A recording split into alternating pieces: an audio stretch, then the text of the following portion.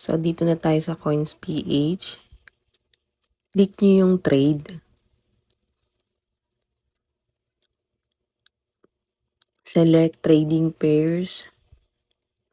Search mo lang dyan, WLD. Ayan, lalabas.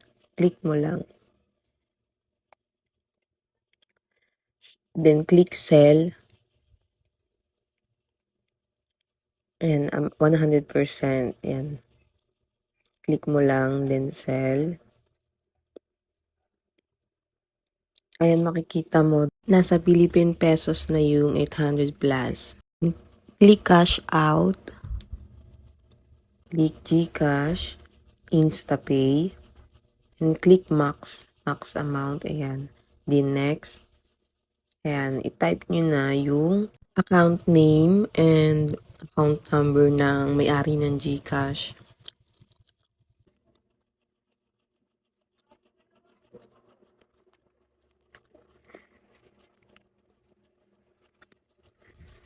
Then, click next.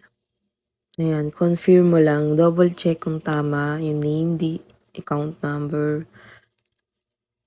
Confirm. Then, darating yung code dun sa registered number na ginamit sa Coins.ph. Ayan, processing. Refresh mo lang. Makikita nyo, ayan, successful na. So, check nyo na lang sa GCash account. Yun lang.